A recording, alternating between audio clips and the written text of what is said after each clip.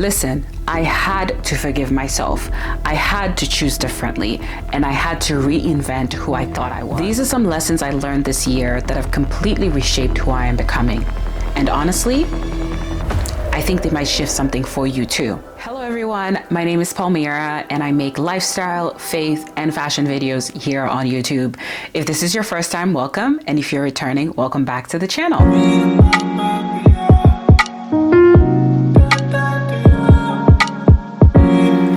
Today I am sharing 5 lessons that I've learned this year that have shaped who I am right now and are guiding who I am becoming.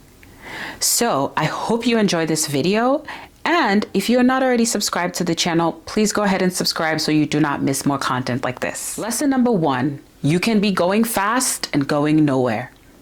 So you see, we live in a world that worships speed. People will tell you the faster you move, the busier you are, the more you hustle, the more you look like the it girl. But you see, here's the thing, speed without direction is just noise. That's all it is. And this year, I really had to slow down and ask myself, where am I going? Is this life aligned with who I am and who God has called me to be? And is this within God's purpose for my life? Back home in Sierra Leone, we have this saying, hurry, hurry, no get blessing. And to loosely translate that, it just means that hurrying can be very costly and make you make really hard mistakes, and sometimes they can take you very far from what God has in store for you. So here's the real point from lesson number 1. Real progress comes from intention. It comes from pacing yourself, and it comes from anchoring yourself for longevity. You can really be rushing and going absolutely nowhere. Here's point number 2. Reinvent yourself as many times as you need to. So change is constant. But you see, resisting change, that's optional. That's completely up to you and me. For a long time, I had boxed myself into this thing that I thought I needed to be and who I was always going to be. I kept trying to remain the same version of myself year after year, even when clearly the signs showed me that that no longer fit. And honestly, doing that kept me small.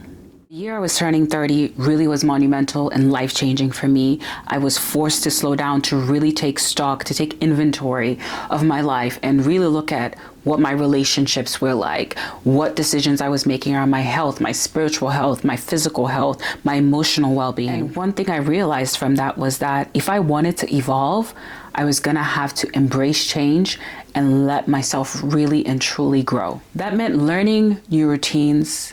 It meant picking up new hobbies. It meant healing even deeper and just truly allowing myself to become who exactly I wanted to be. Reinvention isn't a betrayal of who you were. It's an honoring of who you're becoming.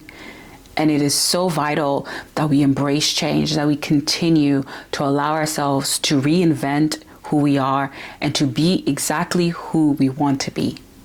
So go ahead, embrace the pivot, whatever that looks like in your life, because I think it brings so much life and love and joy into our lives. If you want crappy things to stop happening to you, stop accepting crap and demand something else. Dr. Christina Yang, Grey's Anatomy. This quote shook me years ago when I was reading Shonda Rhimes' Year of Yes, but this year it really truly became real for me. I've talked about this many times before. I've been in therapy and I've learned a lot, okay? There's been a lot of tools. There've been a lot of unlearning and relearning and new things and so on and so forth. And I've shared that, some of that in some of my other videos. And I would say a lot of those lessons that I was learning in therapy were truly tested this year. I had situations show up that forced me to really ask myself, does this align with who I am becoming? Does this honor the version of me that I've been working toward? Choosing differently wasn't always easy. In fact, it still really isn't. Familiarity can feel safe. Trust me, I know. Even when it's harmful for you, right? But the moment I held myself to the standard that I had created for myself, things shifted. They shifted emotionally, spiritually, physically, and mentally. I learned that I can do hard things and that I can choose better and that I get to decide the sort of things that happen to me and that happen for me. And that I'm a key decision player in creating the environment that I live in, that I exist in, and that I choose to continue to walk in.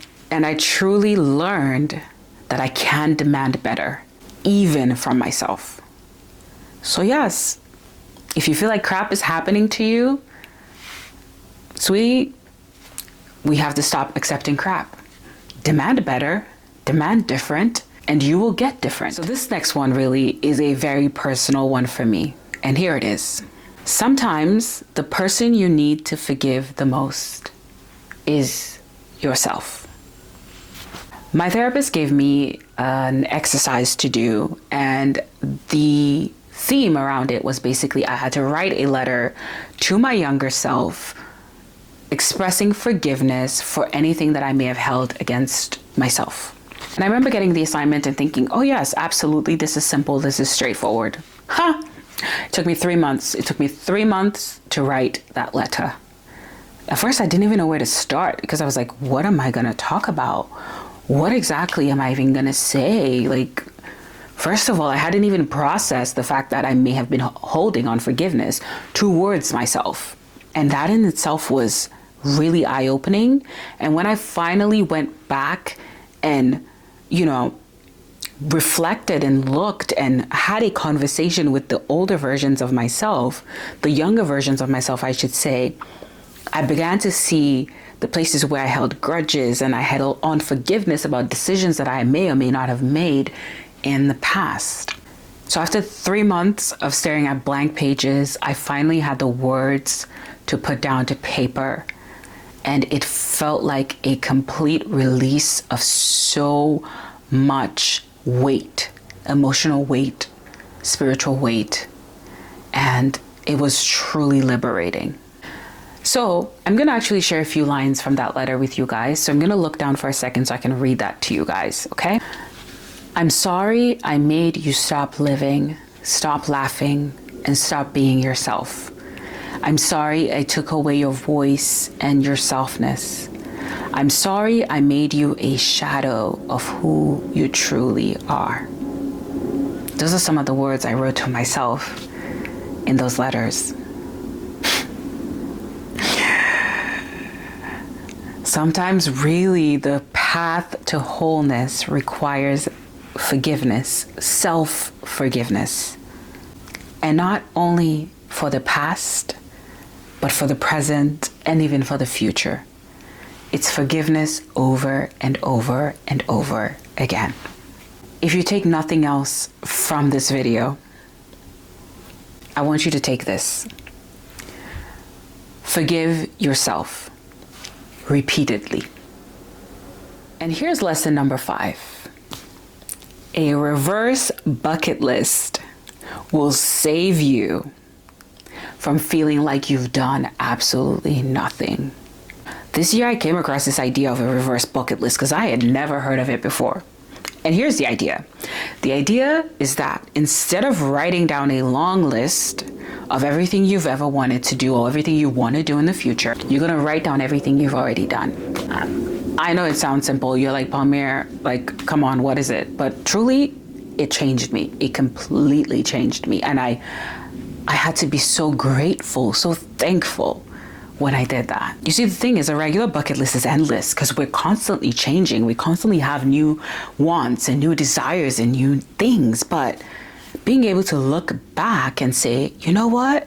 Here's how far I've come. Here's actually what I've done. The things I've experienced, the goals, the dreams, the things I've accomplished. It makes you say, whoa, there's so much that I can be grateful for. And it can also make you realize that you have lived a very full, a very meaningful life. A reverse bucket list helps you remember. It can be small.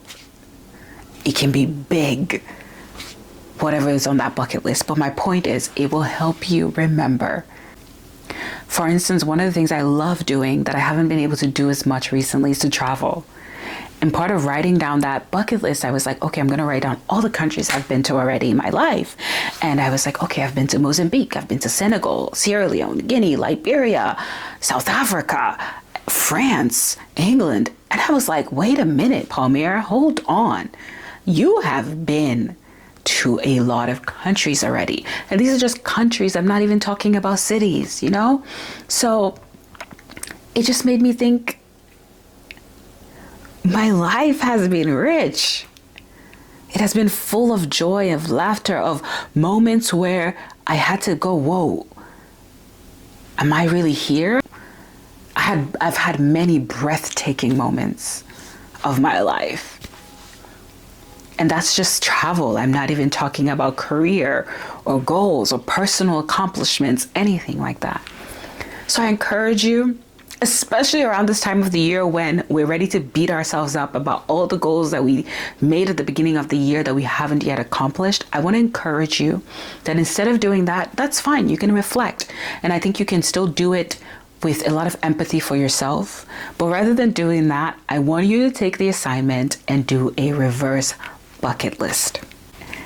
Are you going to do it? If you do it, please tag me. Let me know what you do. And if you have done one, definitely let me know in the comments for sure. But tag me if you create a reverse bucket list. I want to see what you guys have been up to, what you guys have been doing. And let's all just celebrate each other and celebrate how far we've already come. So thank you so much for watching this video. What are the lessons that you have learned in 2025 that you're taking into 2026 and beyond?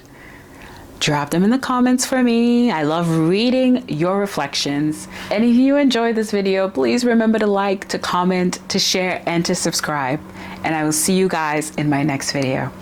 Bye.